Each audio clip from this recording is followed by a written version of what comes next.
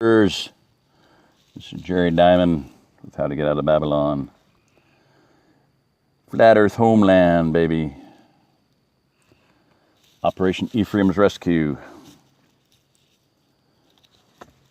Operation Ozark Plateau. Come on, people. Let's get with it. Start working together. Start helping each other. If we don't stand together, we're going to hang separately. I think everybody kind of sort of knows that, but they don't really know it. It's going to get serious.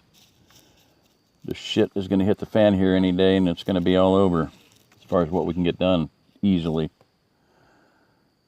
Thunder clouds are building up. It's kind of thundering off in the east, west, whatever. You can see daylight out there, but it's dark in here because off to the east. That's to the north. East is darker, so I turned the headlights on. They're the dome lights on. What passes for dome lights in this vehicle? All right, part 2. Sorry. Jeez. My life is about as screwed up as this story headings are. All right. Ellie was more interested in the local situation, so she asked the lieutenant, "How are things in the camp now, Lieutenant? I've been hearing about this National Reconstruction Corps that's supposed to come in and give people jobs. Have many signed up yet?" A frown crossed the soldier's face. "Yes, ma'am." He said, "Many have, but there's still quite a few able-bodied types that haven't yet. They've got no place to go, nothing in their pockets, and no way to sustain themselves outside of what we give them, but you can't actually get them to do anything either.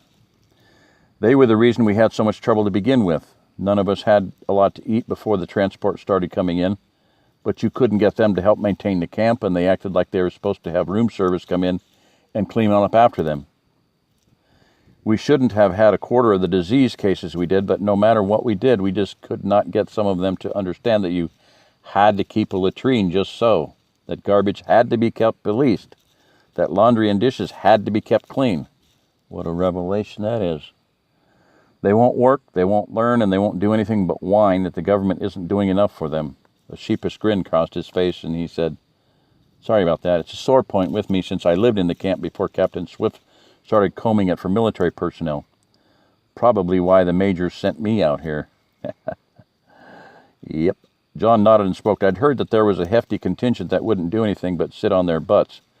Once the folks who were willing to..."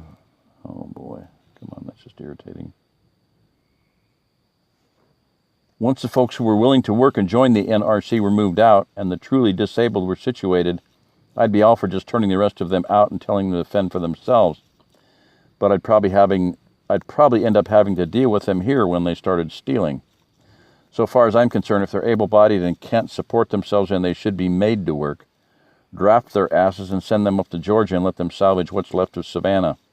Luke said, "There's some trying to do just that. CNN had a blip about a bill proposing an involuntary draft of able-bodied displaced persons that could not support themselves for any who would not voluntarily join the NRC. Only a couple of sentences, and I haven't heard anything else about it." Another man by the name of Earl from Ed Harris's sector said, "Good. If they ain't crippled, then make them work. You don't work, you don't eat. Welfare has come to an end in the United States, and that's the way it should be." No one dissented with the sentiment, and the conversation drifted onward. Earl asked Lieutenant Wilkinson, "You heard anything about when they're going to start getting some gas again? It's 15 miles from my place into Gainesville where I work, and I'd sure like to be able to stop having to ride my daughter's bike to get there."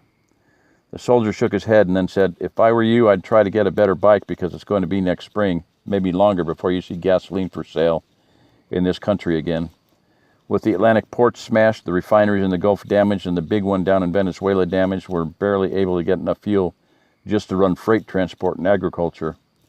I heard last week that an early winter is predicted, and it seems to be true since they've had 2 snowstorms in the northern tier states already. They'll be having to switch over refinery capacity very soon to making heating oil, if they haven't already. It's not that there isn't any oil, it's just that a lot of our ability to move or refine it has been damaged or destroyed. With the Saudi Arabia situation on top of it, we might have fuel rationing for at least another year, maybe longer."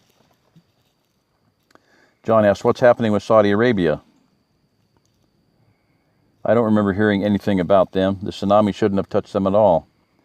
Wilkinson replied, It happened yesterday afternoon. I heard the first story about 6 or 7.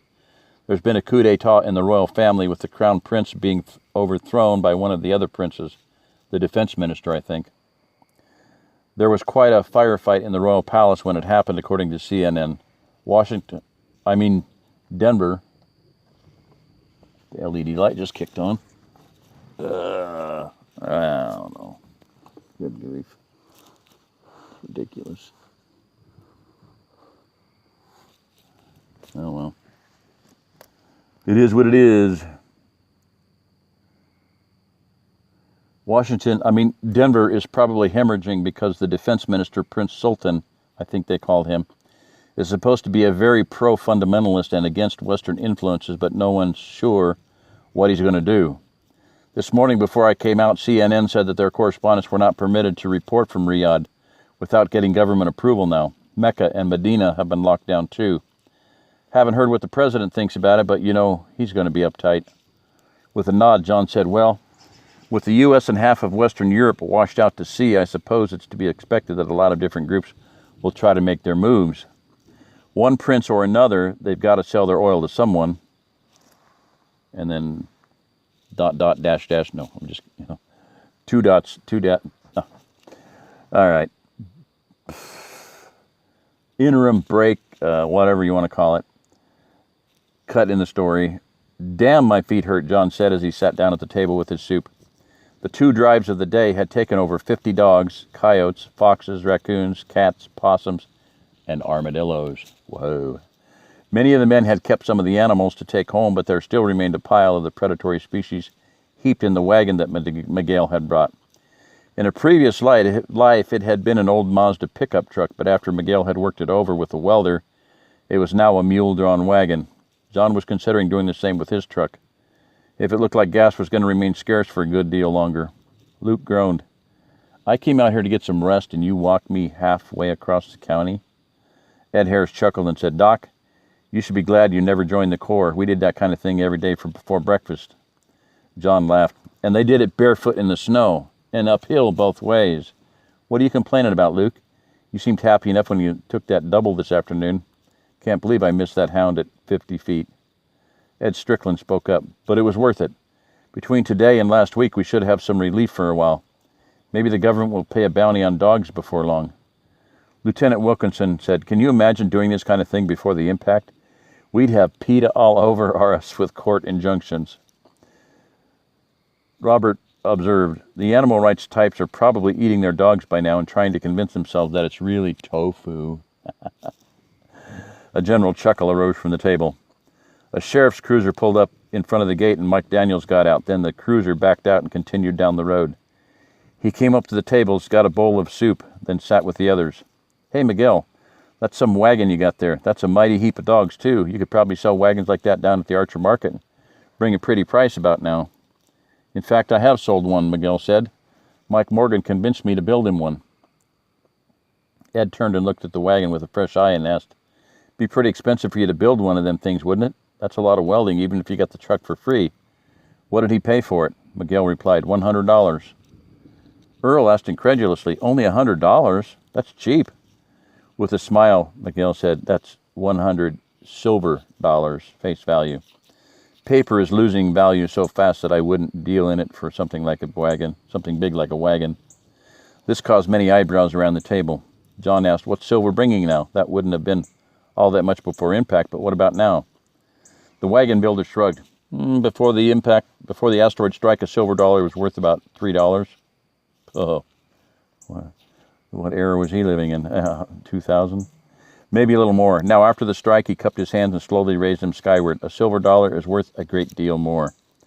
It's recognizable and solid. People want them. 100 silver dollars now would be like buying a new car. But Mike paid it gladly enough.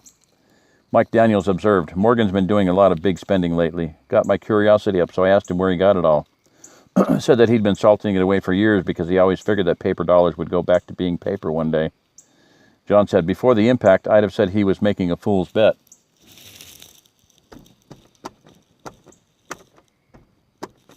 Okay.